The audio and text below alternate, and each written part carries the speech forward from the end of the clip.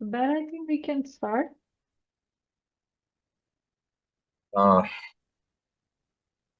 should we start? जी अगर आप लोग आ गए it's I think we have 98 participants almost here. okay, we can start. Okay, Let's start. sure. Bismillahirrahmanirrahim. On behalf of Insight Securities, I would like to welcome you to the corporate briefing session, or rather investor briefing session of Insight Systems Limited. This is the first half result of Systems Limited.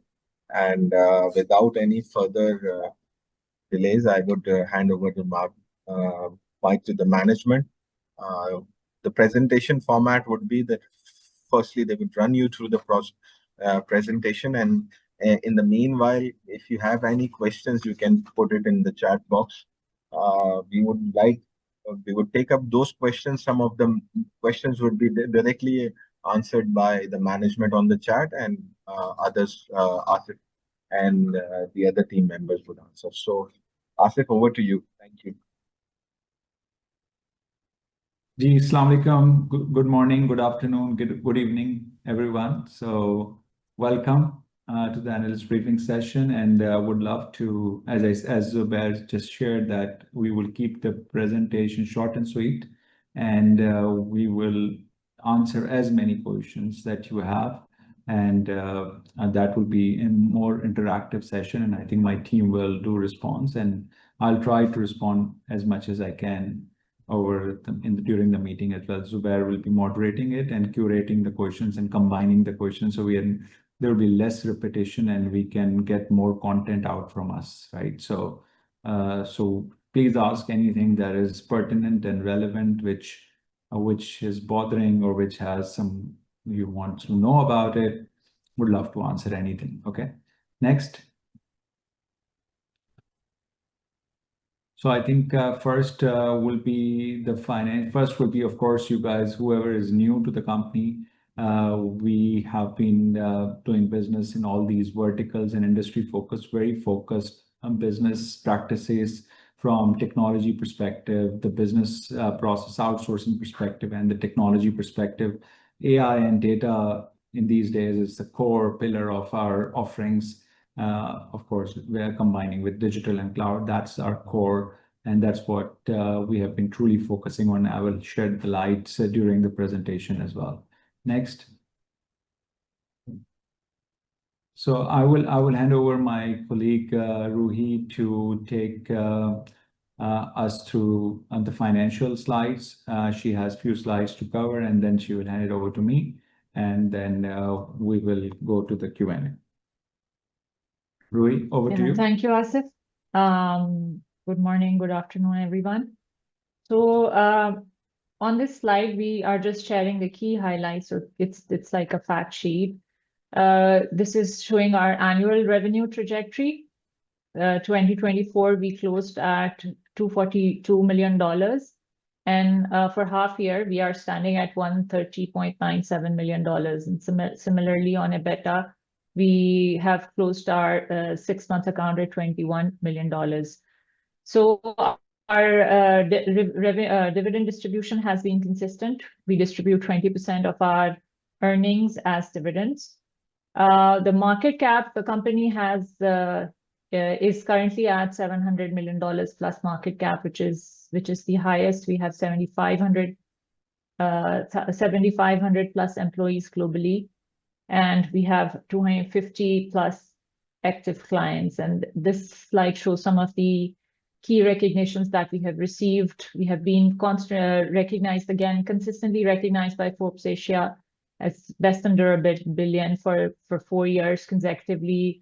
Microsoft has been recognized as key delivery partner, and we've been recognized by Microsoft as we've received the Inner Circle Award. PSX has been recognizing us constantly. So these are some of the key recognitions, and some of the big logos of big technology, major technology partners like Microsoft, AWS, SAP, Temenos. I would like to focus on the financial performance. And this one is showing our half-yearly performance trajectory with a revenue CAGR of 33%. So this one is the USD slide. The next one is the PKR slide. And you can see that our operating profit is also consistently growing at 17% CAGR. And this last quarter has the highest absolute operating profit. The EBITDA is also growing at 13% CAGR, and net profit CAGR is also 18%, even in USD terms. So this does not have any currency exchange gain loss impact. Then even if you look at the PKR, which has the currency fluctuation impact as well, the revenue CAGR is 54%, operating profit is growing at 35% CAGR. With half year, we closed at 5 billion rupees. EBITDA CAGR has been 37% with 6 billion rupees per half year number, and net profit CAGR is 31% with 4.6 billion rupees. This is the quarterly performance. If you can, so Q2, as I said, for revenue, we closed at 18.6 billion rupees, $66 million, and the EBITDA is 3 billion rupees, which is $10.8 million.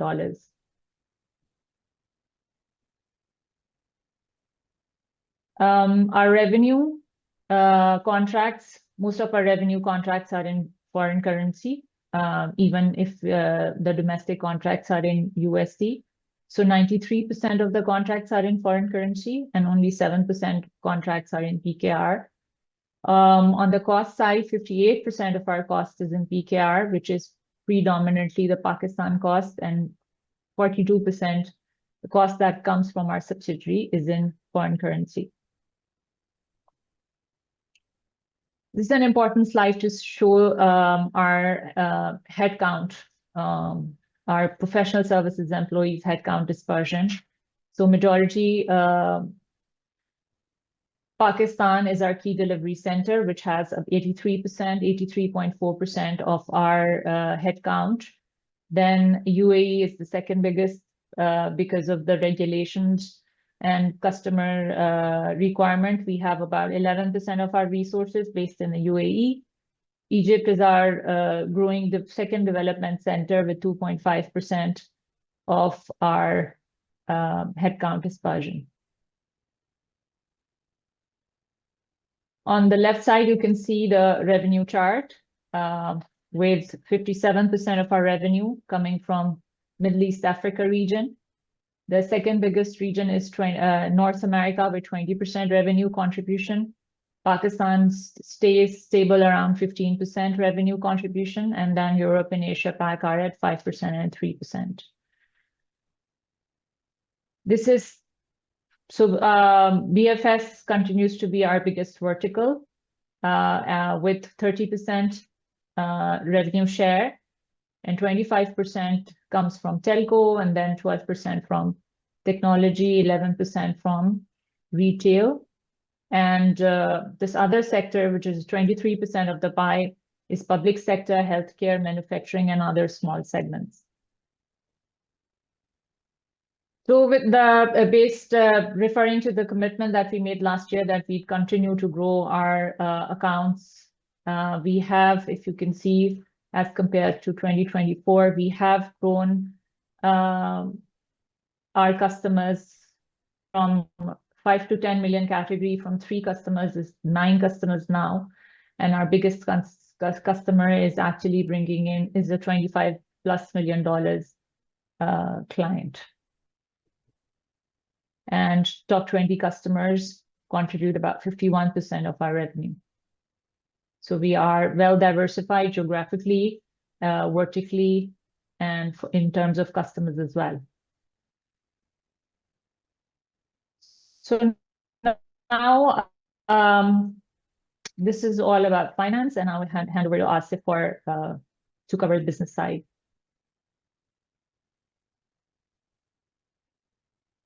Okay, thank you, Rui. Thanks for sharing. So Can you move to the next slide?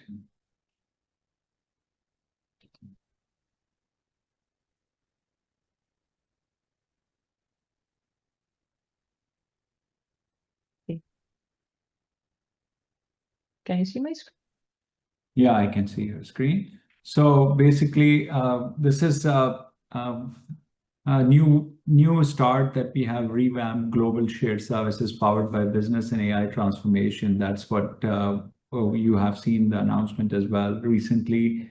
This today's world, AI is disrupting a lot of shared services, and we have in Pakistan unfair advantage of labor arbitrage and as well as AI. We are able to create a lot of impact by automating and the processes, transforming the processes and assigning people where it is required. So it's a lot of disruption happening and a lot of new opportunities has been created. As I said, like we have unfair advantage. You need to, in the today's world, it's a fusion of how the AI and human can work together and how you can increase the productivity and it's not AI is replacing people, it's AI is augmenting people and of course replacing those who don't use AI. So AI is not replacing people just for the sake of it. AI is replacing those people who are not using AI. So with this approach, we have designed various processes, automated various processes as well. So making sure when we go to the customer, we are just going from a transformation perspective and not just a cost saving perspective. So while we are, of course, saving the cost, we are also enhancing the business values. And we just want to be from like the concept in today's world, whoever wants to win in this today's world, it's you need to be move away from cost center to value creator. And that's what our GTM approach is, that we are moving away from cost center to value creator. And that's what is defining and redefining the world. Next. So definitely, as you can see, we are not putting AI evolution by or AI word just by an accident. I think the entire company and I think most of whoever is in this our world, I think I'm so excited. I can't tell you that I have never seen my 30 years of career. I think this is the most exciting advancement in technology so far, the AI and Gen AI. I don't think so that I'll be able to see another revolution of this. In 30 years, I've not seen even a lot of transformation happen, but this is bigger and better than any other opportunity that has been ever created through technology advancement. So this is such a phenomenal opportunity for everyone who knows how to take an advantage of this. And as I said, like it's not just AI can do a lot of things, but you still need a human in the loop, and that's where our unfair advantage of labor arbitrage come into play with the technology and AI. That how we are going to kill this space and create more opportunities, and we are seeing humongous opportunities in the pipeline that is coming in this in our existing and new customers. So really excited to, I think this is the most exciting time in our careers, So next. So investment opportunities, as you can see, which I've been saying that we are investing a hell out of it in this transforming the culture organization, because this is AI, Gen AI, cloud, digital, everything. If you can do better service and create the value to a customer instead of just pitching the labor arbitrage and cost center, I think that's rethinking operation model to unlock creativity is the key. And I think, as I said, like our objective is not to reduce the workforce. I think we just want to have people spend more time creatively and productivity so they will be happier. So that's the pitch that we take into our customers. It's not like replacing people. It's about how we can create a value. And so a lot of investment is going on upskilling our talent because it's a change management, it's a cultural transformation. So as I said, like whoever will not do it today, you will definitely be wiped out from this space, right? So there is no doubt about it. And while we are doing it, of course, we need to keep growing the talent. So merger and acquisition is not just for adding revenue. When we are in the mix, you need a lot of senior leadership who can drive this change and run this wave and swim in this wave and the disruption that is happening. So we are really very focused on M&A from not just revenue perspective. Revenue is of course important, profit is very important, but of course in today's world, the talent defines everything and experience is everything, right? So that's where we are really focusing right now from our M&A strategy perspective as well.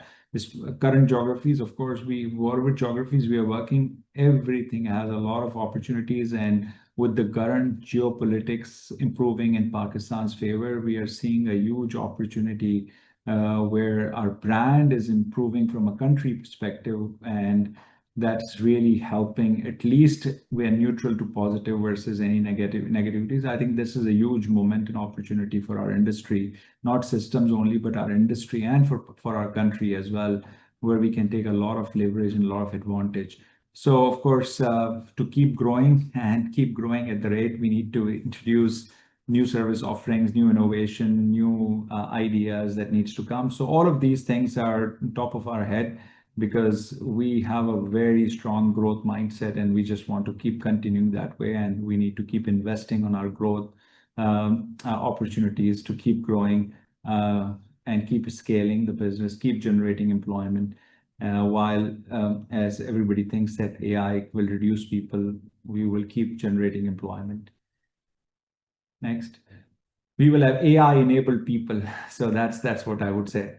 So I will hand over this for ESG to my colleague. She's Ruhi, which she will explain. But I think that's what we are very focused as well as a part of ESG initiative. And now a lot of our customers, investors were asking, investors are still asking, but a lot of our customers ask. So we have inducted consultants and did the proper work and doing all of these things, which make sure that we have a ESG guideline and a sustainability score as well from this organization. Do you want to add anything to it?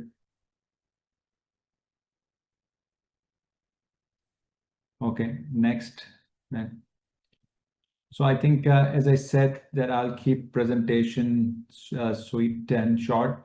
And I know there's a lot of questions people have since the market our market especially has been evolving very rapidly, and as we are excited, you need to do a lot of change management and you need to be top of a lot of things to make things happen. So while excitement is there, opportunity is there, but opportunities don't wait for anyone, right? So everybody has to move at the speed of light to make sure that we can avail this opportunity. But I think it's a really exciting time. So I'll be very excited to answer any questions. Okay. Thank you, Asif. Moving forward, I think we have a few questions here and a few questions that Insights research team has been regularly receiving from clients. So I'll keep it towards the end. And start off with the first question we have from Matthew. He says, well done on the first half results. Thank you for prior disclosure of USD versus PKR cost. Could you please update the approximate split and explain what this proportion split for COGS and selling in general and admin expenses overhead? So basically, he's asking that you've disclosed the revenue split in dollar terms. He's asking that can you disclose it in the COGS in dollar terms and selling in general and admin expenses in dollar terms? I think Rui has shared overall cost. Like if I recall the percentages, I think our cost percentage is about 35, 37% in dollar terms, and then rest is in PKR terms. So that is already disclosed in the currency mix slide, which we have uploaded, but we have not disclosed yet the CN, like the breakup of selling administration as well. We can do that as well. We have no issues. Can you privately reply on this? Sure. Sure. That's not informed. That's private TV, definitely. Okay, the next question is update on your partnership with universities. Do these help you to generate sufficient qualified new employees for your desired rate of expansion? I think yes, they do, and I think now since we are in the limelight and we provide a lot of input to universities on the course curriculum and building the HR resources and all of it. So we they definitely help, and we definitely help universities to provide them internship and guidance as well. So we get from tier one universities, we are getting good talent. From tier two, three universities, we typically don't have the need right now. So far, our need is fulfilled by tier one, but I'm sure this is what I've been discussing at a broader level from Pakistan perspective, that we should take all as a as an initiative tier two and tier three university students and train them so they can come to a workforce and they also become exportable talent. So I think that's a discussion that's going on, and I think we are doing at our level, but of course, if we can do it at a country level, I think it will be a massive impact. And Percentage of headcount you if have. you can see, I think if you might be following, like recently, Punjab government, which is the largest province of Pakistan, for this addressing this, what I just said, that tier two and tier three universities, they have offered internship program for 5 months free of cost, like giving salary to an intern by government and also giving companies training money so they can train at a official level. This is a huge government spending that's going on, not only just for IT. So that is a very encouraging step by one province, and I'm sure the others will follow. And once they do that, I think that's what I've been chasing. That on-job training is the key, and if we can train them, and most of the good graduates, I think this will be a game changer in Pakistan. I think it's already happened in one province. I'm sure it's a sequential effect. Okay, percentage of headcount you've already mentioned in Egypt and UAE. Um, Secondly, the growth in top line in USD subrevenue, the growth in top line in USD terms has been suboptimal that we expect from systems. It went from 32% Y on Y last year during first half to 17% in first half. So systems is still a small company compared to PM available to witness such slowdown. Would you please care to comment on this and what to expect going forward? No, it's not a slowdown, I would say. We are growing, and we have a healthy backlog and healthy pipeline to support that growth as well. So, of course, the first half is always like 2 Eid holidays, 2 weeks for Eid holiday in our region.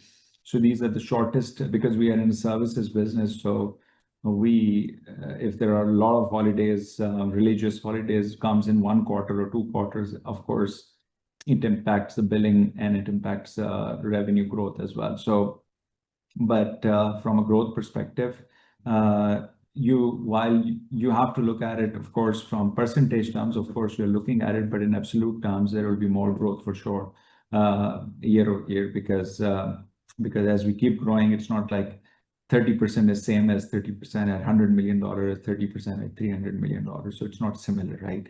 So it's definitely it's easy to say 30%, but it's in a real, I think if you look at an absolute term, it will be definitely high. So this is something that I also wanted to ask. How will the acquisition of British American Tobacco SAA Services drive growth for Systems Limited and foster synergies with its existing business operations? I think there has been a limited disclosure on this in the quarterly report as well.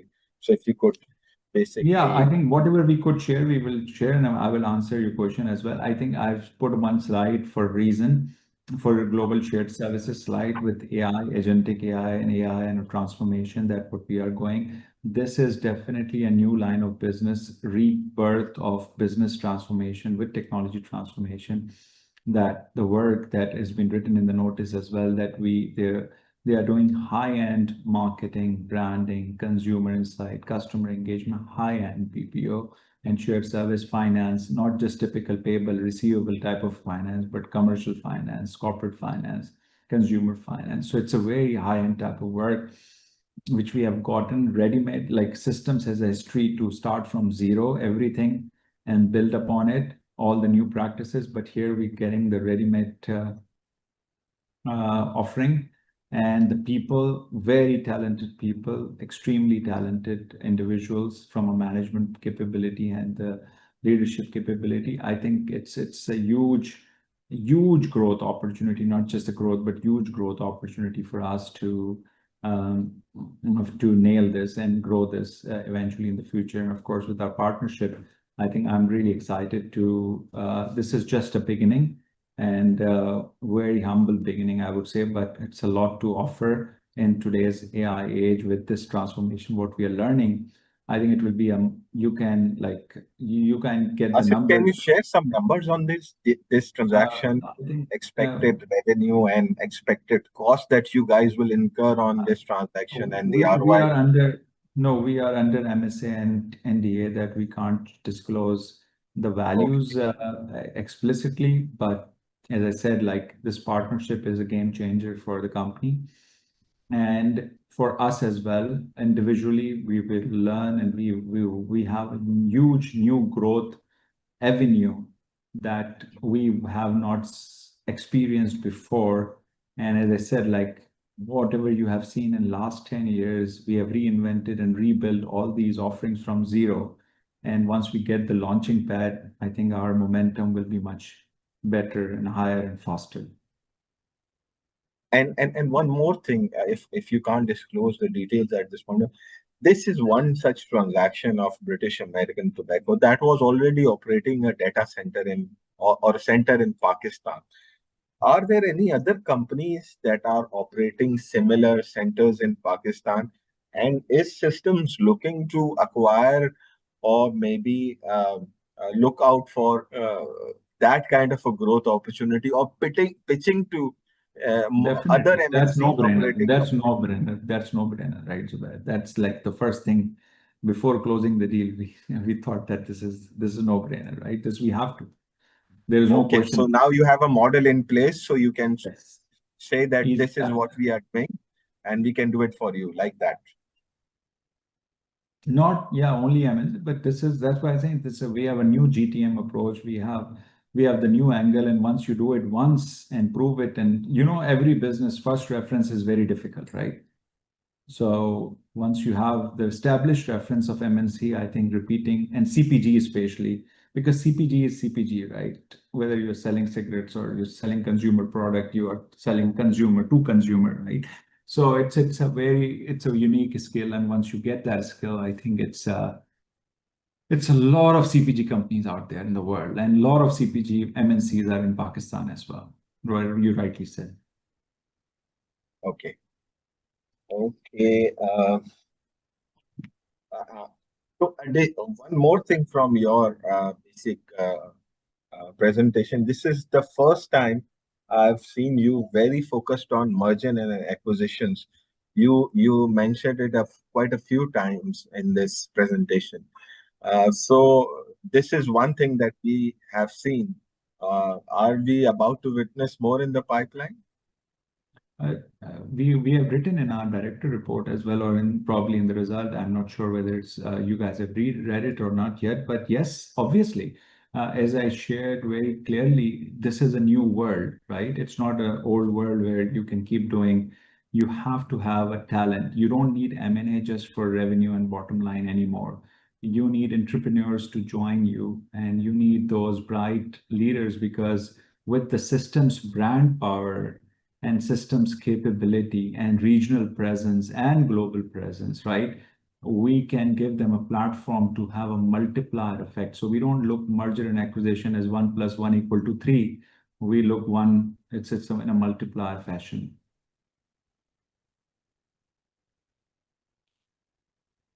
The next question is, how does the AI affect the current business portfolio vertical, which is the most vulnerable? I think it's not vulnerable, it's a lot of opportunities. As I said, this is an exciting time.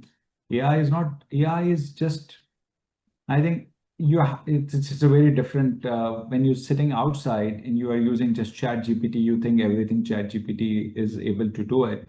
But on an enterprise data, if you're running a large cpg company or a large financial institution or large banking institutions, you have to apply this GPT-5 or GPT techniques, and even just to make sure that it runs on your own data, it's on your enterprise, and it's to have a guardrails for security and everything. Uh, so that's a lot of work that somebody has to do it. It doesn't happen like switch on and off, and you can ask general question, but if you want to apply this to your own data, it requires a work. It requires a lot of data engineering work, a lot of AI work, and also still the traditional AI.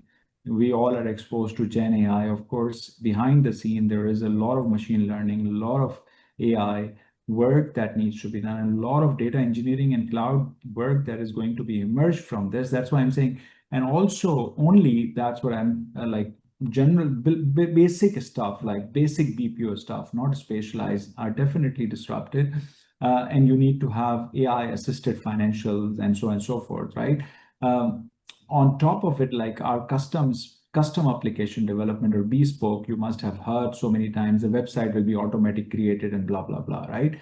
But when you talk about it from the perspective of rapid application development, we call vibe coding, right? This vibe coding is very, very critical, that how we are increasing the developers' productivity using the tools of this vibe coding technique, which are available. So now our estimates are very aggressive. When we are going for a project for custom or bespoke development, we are passing on that productivity gain to our customer to be very cost competitive, right? So that's what we are doing right now. So we are adopting AI into our business in every moment, whether I'm doing something or whether anybody else is doing. So it's a limitless opportunity right now for this in our space. Okay, the next question is from Rob. He says, "Can you talk quantitatively about the outlook? How do you see the revenue growth prospects into year-end and FY26?" As we don't give the exact number, but I'm very positive that what I can say from the growth perspective, we don't believe any reason to see there is any decline because of opportunities that we are receiving from our existing and new customers and the strategy we are following. Um, we are very confident, but I can't give you exact percentages. But yes, we are, as a company, as a leadership, and as my team, we are all trying our best to achieve the best numbers and the growth percentage, because in our world, there's one thing I know: grow or die, right? Like I say, AI or die or grow or die, right? So growth is the only answer. Whether it's AI or non-AI doesn't matter, but you have to keep growing and you have to have a sustainable growth, not just a one-off growth. So that's why you have seen us quarter over quarter. We look at everything quarter over quarter to half yearly, year over year, last year quarter, this year. We make sure that we are showing a consistent and sustainable growth, not one of the growth only. Okay. Uh, this is the most asked question that we have received these days. Actually, most people are asking that these Indian companies, that mainly the likes of Tata and Wipro, and I was about to ask, their revenue growth has slowed down. So the key question everybody has in mind is, and I think definitely there should be, if you can provide some kind of guidance on the revenue growth number, because if you look at those companies, the revenue of most of these Indian companies have flattened out. So maybe, I don't know. I know you guys don't give a guidance on growth numbers, but a ballpark of something in such a rapid environment, maybe it would be helpful. Consider it if you Well, take it. I think you have to look at it. You have to look at it very differently. You talk about all the big names like TCS and Accenture and Wipros and all of them, right? They do 40-50 billion dollar revenue, right? So uh, for them to maintain the momentum, even it's like $4-5 billion revenue a month, right? So for us, we are a very small company, as you started saying, in the global stage.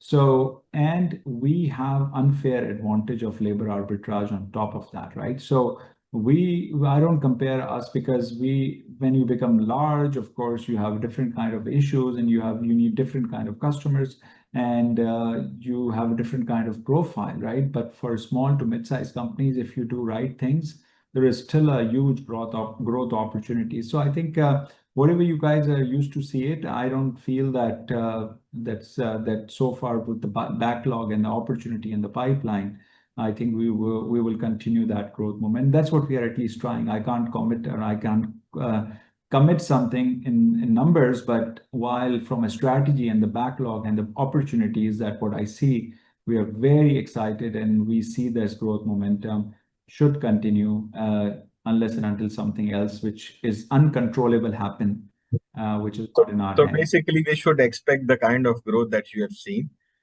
without any You numbers. can assume whatever you want to assume, that's fine. But I'm just saying, as I'm a trying to be management, I'm trying to be of some help for the people that are asking the question, and you are trying your best that's not to divulge anything. So the next that's your question is call. from Anton. He says, "Would be great to hear how you are experiencing the competitive environment in different markets, and how if it has changed over the last year." Competitiveness is definitely now in the different field, right? If you really want to be competitive, then definitely if you don't be in this AI space, you can't be competing in any of this opportunity, whether it's a bespoke or whether it's a packaged application deployment and so on and so forth. So competitiveness is there, but with the regional brand, what we have created, I think in the region, that's why you see more regional growth in systems because we have built a solid brand which comes with the credibility of a delivery and the value creator, right? So we create the value and solve customers' problem in a different and unique way and nimble and agile way and still be cost effective as well using our Pakistan advantage. And of course, we have Egypt Center as well for the region. So it's with our brand, I think with the competitiveness is there, but with the principal support, as Rui was mentioning, that we are inner circle of Microsoft. What it means is that we are one of top 100 partners of Microsoft globally, not just the region, globally. So when you are in that kind of a career, you get a lot of opportunities from the principals as well because they know that you have the skills because every principal in today's world, whether it's SAP, Microsoft, they want their license revenue to be increased, and their license revenue is only going to increase if the partner is going to do a good job in the delivery and create the value for their customers. So I think while another question that just I want to shed some light because everybody says that AI will do this and this, when these packaged applications like platforms like Microsoft, SAP, Salesforce, Adobe, the big players, ServiceNow, they are spending billions of dollars in innovating and re-innovating and putting AI into their tools. So we as partner, they don't do implementation. We as partners only need to be enabler and learn how to configure that for the customer because customer is not able to roll out on their own. That's why they need partner. And it's not like when we do a complex implementation, yeah, simple ERP application, plug and play, you can. But when you're talking about enterprise scale, you have a lot of moving part, a lot of integrations, a lot of things needs to happen at the same time. There are a lot of legacy environments, a lot of legacy code, a lot of on-prem stuff. It requires a massive transformational project. It's not a small transformational effort. So since now, like we are pushed as a service provider to use and leverage AI, every right-minded customer who is not a monopoly customer, they are thinking that if we don't use the technology and if we don't move away from what we are, and if we don't leverage AI and other latest technology, we will be out of business and somebody else will disrupt us. So now customers are forced to invest into the technology, right? When they are forced to invest, we get an opportunity, right? So customers are forced to invest with this innovation. As I said, this is one of the advancement that I can see in my life. I think this is 30 years and I've never seen it, and I'm never excited before that kind of an opportunity. I don't know whether it will come again or not. So going by your optimism, I think we should reach previous revenue growth numbers that we have seen in the last. Sir, I can't say that the growth numbers, but I think what I say is where I say is that is it's a very, very good opportunity for the country, good opportunity for a lot of players who wants to stay corrected into their strategy. If your strategy is not aligned, then you're out of business as well. You're done, dusted. Okay, I will keep trying. In which AI related area do you see your offering being the strongest, and how much revenue is that generating? It's to be honest, everything is AI now. So if you ask me what's my budget and where is it, it's everywhere. AI is everywhere, right? So if you don't use AI, you're done, right? So whether it's a BPO, whether it's developers, whether it's you just use for the sake of it, ChatGPT, it's an AI, right? Basic form of AI, but you use AI, right? So I think AI is everywhere. So I think that question is now very, Okay. Okay. very difficult Have to you answer. have you noticed pricing pressures when you bid for new projects? Yeah, definitely. And we have to, as I said, like we have to use these technologies and AI to bid it aggressively and pass on that price advantage to our customer. If we don't, then we will be out of the race, right?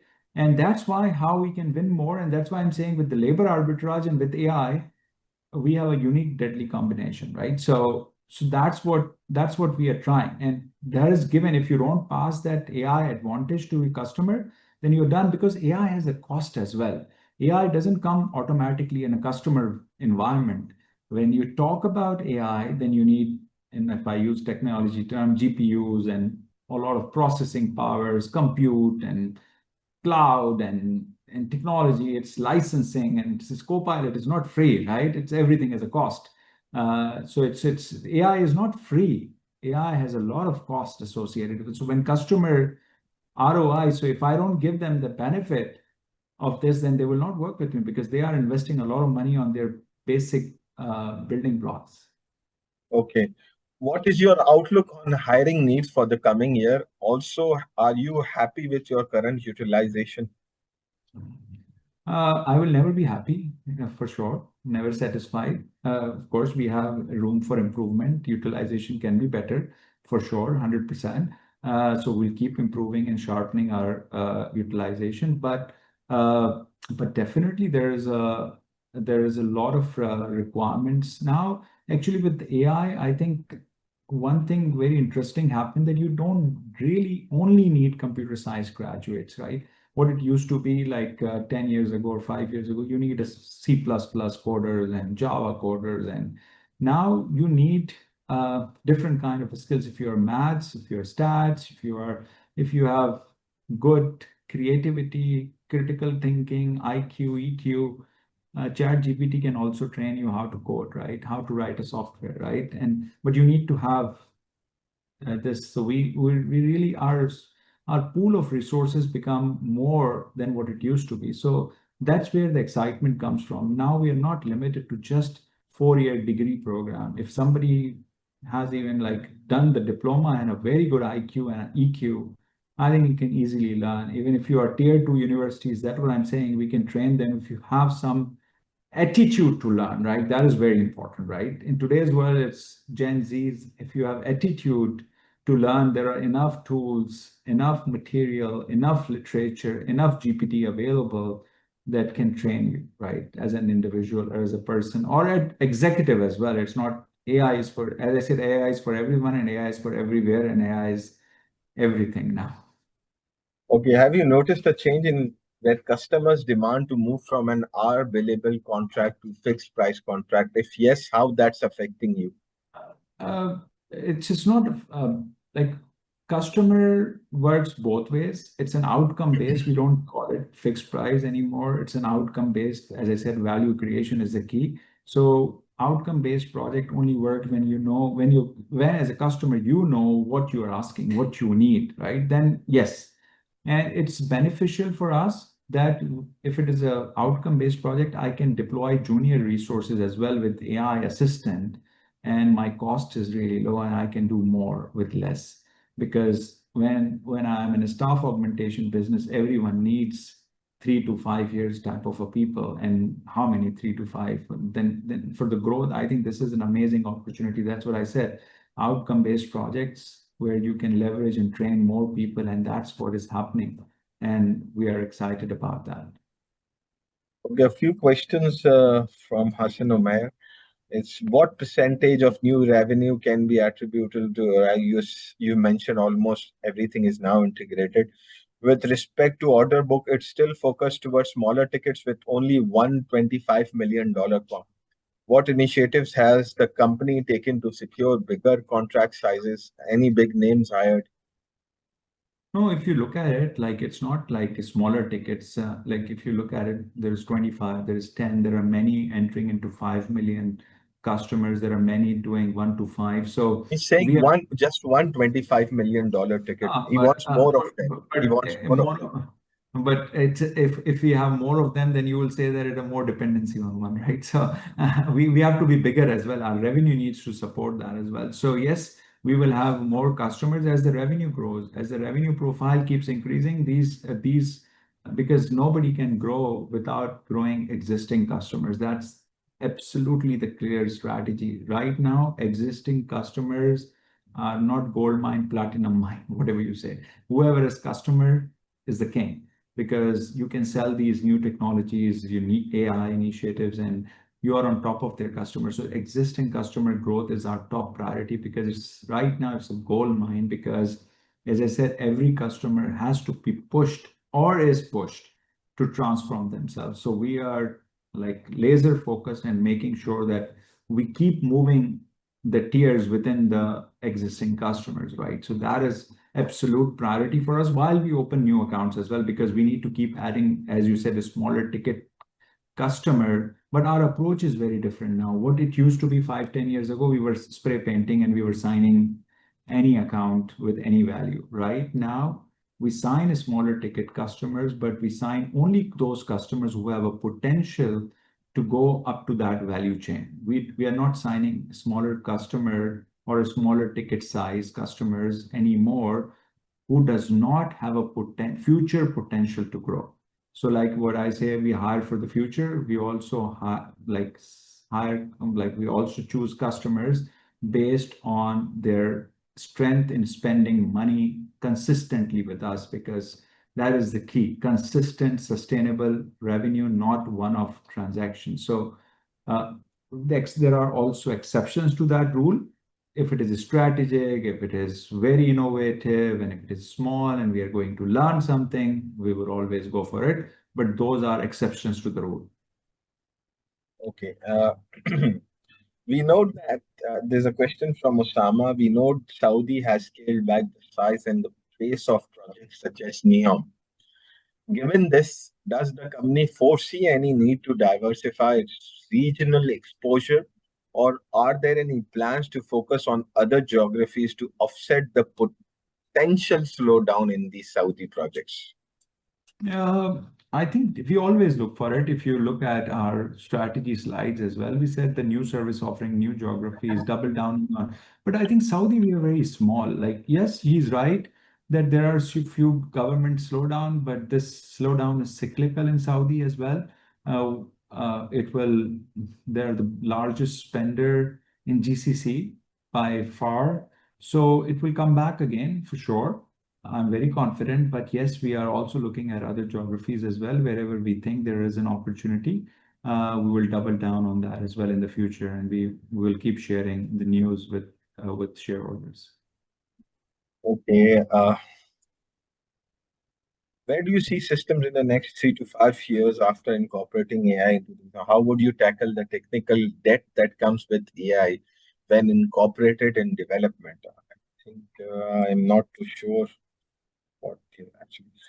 Uh, I was first. Let me ask this question. The company has developed AI use cases to drive growth in the banking and financial services, telcos, and retail verticals. What is the strategic plan for investing in the scaling in scaling these initiatives, and what key performance indicators are being used to measure the return on these investments and their contribution to overall revenue growth and profitability? I would also like to augment personally a question on this. I was reading to a few articles that globally the BFSI vertical, which accounts for more than 30% of systems revenue, it's not witnessed the kind of slowdown that other verticals have witnessed. So if you can basically answer it jointly.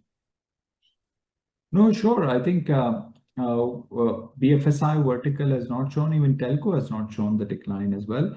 So these verticals, as they are, as I said, banking has to innovate for Gen Zs and for the new offerings, and everybody wants to capture the market share, the hyper personalization, AI, all of these things are kicking in. So these sectors I have not seen slowdown, and I don't see any reason to be slowed down as well, because these financial institutions are making money, and if they want to keep making money and don't be disrupted by these digital fintech, because they have a biggest threat for with fintechs and other things that is revolving around them, right? So they need to be continuously innovating and coming up with the product, so they are also have an agility, nimbleness to compete with these fintechs and the disruptors in this space, and they need to be collaborating with them. So I think that is definitely I think be there, and I don't see, at least from my discussion with customers, don't see any slowdown in this type of a discussion. So you basically is also asking you, are you making a return on these investments and then Yes, of overall? course, of course, of course. All the use cases that goes because it's a FOMO, right? So all the use cases don't get productionized, all the use cases don't get scaled, right? So once we develop the use cases, there are a few use cases that just remain at POC, but few definitely go to the production level, and we scale and we measure the ROI as well, because that's how customer sees the benefit. Because in AI space, it's not about doing just the use cases, it's about value realization model. That's the concept that it is being used, that if you don't have value realization model, and if you can't assess, then you can't predict with the behavior. And if you can't predict, then you won't be able to ask for more investments from your management. So this is the key crux. And that's the pitch we give it to our customers. Don't just say that I want to do 10 use cases. Let's look at it first for value realization, that if it happens, will you be able to scale first? The first question is that, is it scalable? Will you be able to have a change management in your organization? Will you be able to measure it? And how you are going to monitor it? So these are the very basic consulting questions we ask every day.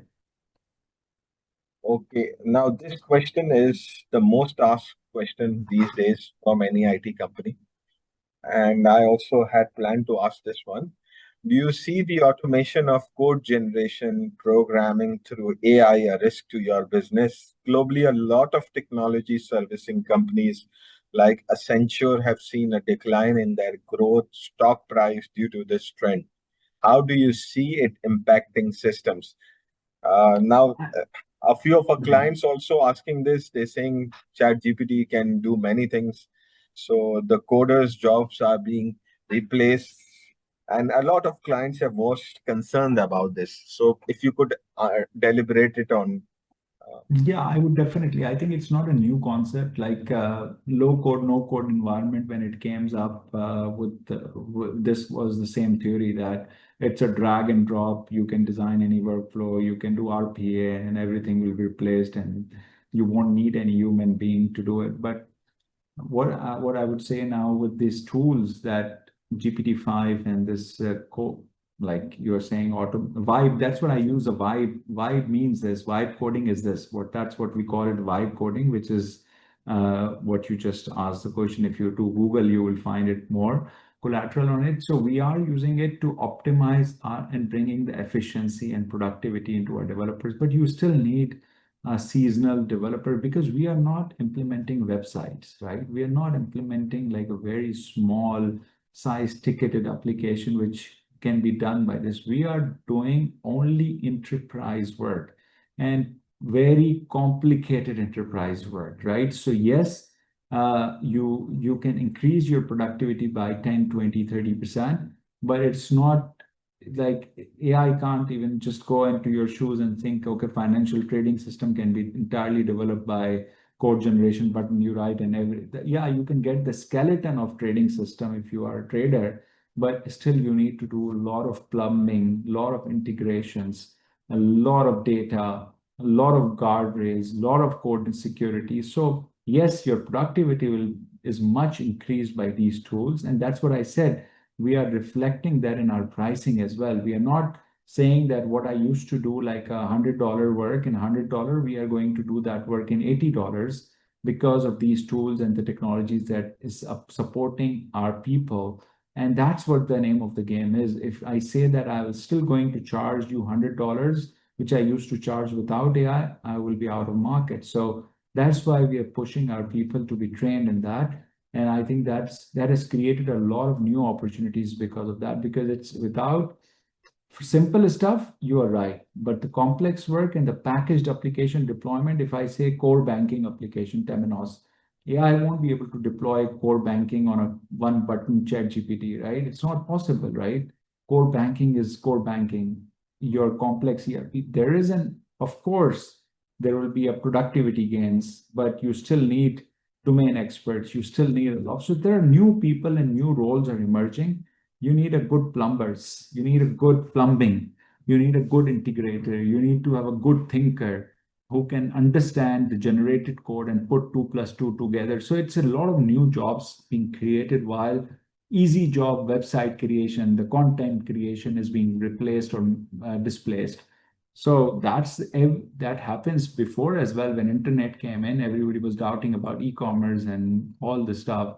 When cloud happens, everybody was doubting about the security. We still doubt in Pakistan about the cloud, right? Where people, so there will be always doubt, right? You are on mute, Zubair. Zubair, you're on mute. I think to put things into perspective, this is the real reason where everybody is concerned on the kind of revenue growth you see. Because underlying at the back of everybody's mind is that this disruption, what kind of the scale and what would be the impact of on revenue. So let's move forward on it. I think this is No, most scale, asked as I question. said, like customers are gold mine right now. So every customer is asking for more, not less. It's Okay, very obvious. understand. Are you confident income tax regime will be extended in the next budget? Sorry, what? What Are can be you extended? confident income tax regime, basically the Yes, tax regime? I think in so far it has been told that it will be, but and it should be, because that's the only sector that is we all have hope, and I think we still are in very infancy stage. The numbers are not as per our population and as per our talent in the country. So we have to make sure we reach at the true potential before we try to change anything which can disrupt further. It's still 10 months from now to the next budget, so we there's a lot of time. Uh, with AI and freelancing continuously growing, how is the company mitigating the risk of losing their employees?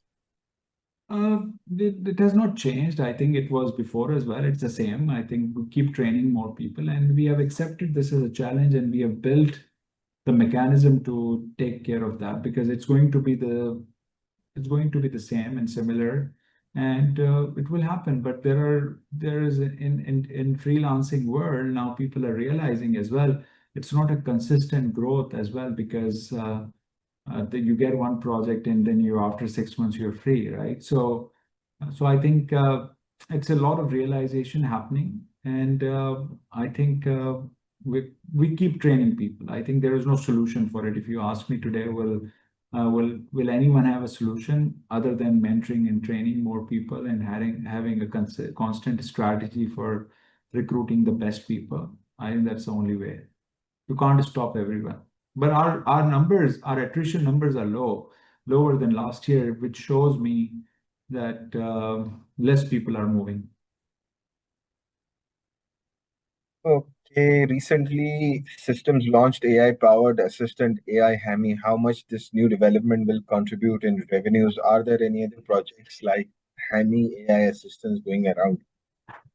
I think these projects are not for. I think these products we are not like we are one of this idea was being involved by three other co-founders. So we are we are the engineering company in that rest. We're not counting those ideas for revenue. It's for valuations largely, and also showcasing the world that what kind of a work we do and what are the capabilities that systems has in the AI space. So this is a more of like a innovation hub that we can show to the world that these type of disruptions and innovation can happen in Pakistan, and systems is at the forefront, right? So that is a message. And these startups, yeah, it's honestly, this is what the purpose is, that if there is one or two good ideas, we are doing this kind of work, and if it clicks, it will be a huge upside, but we don't count it in our projections or revenue. It's just an upside. When it happens, it will be an upside. Great job on the healthcare AI partnership with Boston. I would like to know if systems management is actively planning to transition from service product provider to launch its own product, same as OpenAI. No. No. Okay. Let's move on. Can you talk more about? Okay, there is a question from Matthew. He says, "What is the approximate cost advantage for a newly qualified employee and a senior employee, say 10 years experience versus Indian market?" Generally, we are 30% cheaper, generally, in abroad, 30%. in every category, generally. Maybe sometimes 50, but less than 30, no. 30 to 50. Okay, why cash generated from operating activities have declined Y on Y? What operating? Sorry. Operating cash flow from operating activities have declined year on year. Yeah, we have our DSO is higher. Like if you look at it, is a little bit higher, and we are working on it. You will see a great improvement in the next half. Okay. Why can't systems develop a core banking system for banks in Pakistan? As if somebody sponsors it, definitely not on our own. Okay. A follow-up on efficiency and pricing. What kind of ROIs are you seeking your customers are getting, and how's that distribution looking? What kind of ROIs are you seeing your customers are getting, and how that's distribution looking? ROI of about 10% saving, 20% savings from AI tools, that what we can say customers are seeing. Generally, again, it's not a rule of thumb, but generally. Systems has consistently maintained healthy dividend payout ratio, which is attractive. At the same time, you've emphasized reinvestment in AI, talent, and M&A activities. How do you strike the right balance between rewarding shareholders in the short term and investing aggressively in the future? I think we have a pretty consistent policy, or not the policy, policy may be the wrong word, but the guidance that you can see what is happening from last 10 years. We at least distribute 20% of our profits to shareholder, and 80% we reinvest in in our growth. So that's a general guideline, I would say, past is the reflection of current and future. So I don't see any reason and that we can't afford that much either, because I think shareholders are very generous enough that allowed us to invest 80% in our growth. So I don't see any reason. It may be 10% here and there, may increase, decrease, depending on whatever we do, depending on our Another profit. question on who are your main competitors regionally or locally for contracts that are awarded or lost by systems? Lost prices? He's asking who is generally your main competitor in the region and locally also. Locally, so we do little bit business. So locally, there is no one competition. There are many competitors who are doing different things and compete with us in a different area. I think now in the region, if you should be happy that now we are really like working on the tier one TCS competition, Wipro, HCL, Tech Mahindra, all of them, we are head to head in every proposal. If they are in Cognizant, we are in as well. We lose or win, that's different, but we compete with them generally. Now, all the big SIs, Indian SIs, we competing head to head, and we won many as well, and we lost many as well. So Infosys now, Accenture, when PwC, I think EY, we are in that race. We have built that scale in the region, not the global, not the North America and Europe part. But in the region, yes. In the region, you mean Middle East? Middle East, yeah. Okay. Okay, there's one question that I wanted to ask. From a foreign policy perspective, we've seen that a lot of tariffs have been imposed on export of Indian goods. Now, one of the biggest things that Indian exports is the services export. They do about $100 billion. So, although there is no tariff on services exports per se, but that's a change in foreign policy from the US towards India. So previously there H1N1 visas for skilled IT workers. So if once that is changed on the goods side, though there are no upfront tariffs now on the services side, is that anything that you think that people sitting in the US, if I were to acquire new services, I would like to diversify my procurement of services. So, uh, can you or are you experiencing some new queries that people looking to maybe a slight bit of diversify their procurement pool? I would answer this in a different way. I think it's too soon to judge that. It's just recent development, and these development changes as well as things move along in the foreign policies. So this is too soon to judge. But what I can say, the trend that has changed is that Pakistan positioning as a country as being from negative to neutral to positive, right? And that's what is the mind. That's a game changer, right? Because we were not getting a lot of work, even as a disaster recovery BCP center. Like if somebody wants to outsource their 90% of the work to one country and then 10% to Pakistan, even Pakistan was not considered to be 10% or to.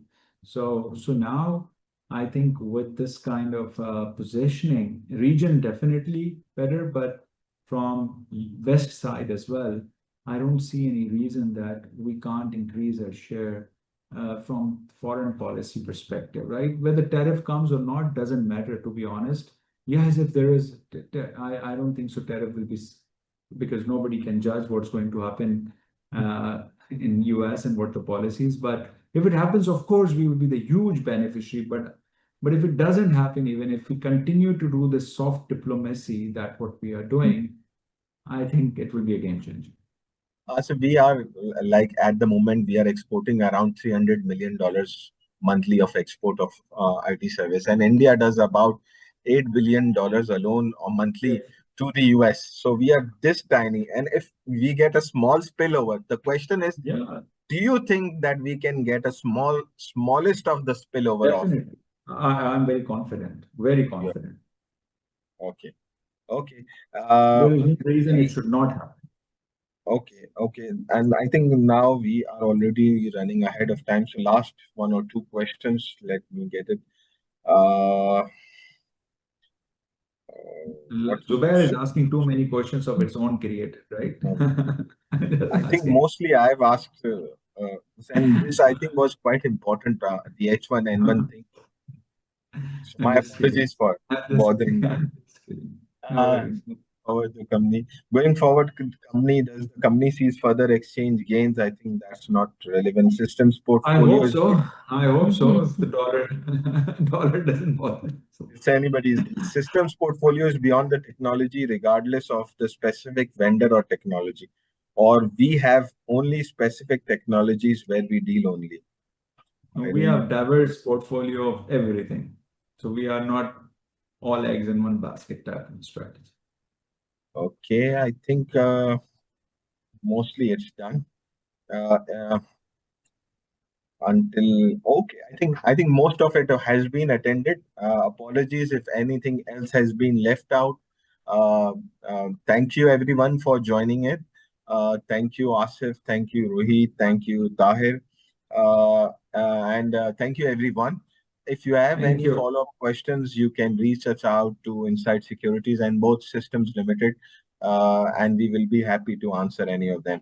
So until the next time, goodbye to all of you. Take care. Thank you, everyone. Thank you. Thank you. Thank you. Assalamu alaikum. Thank you.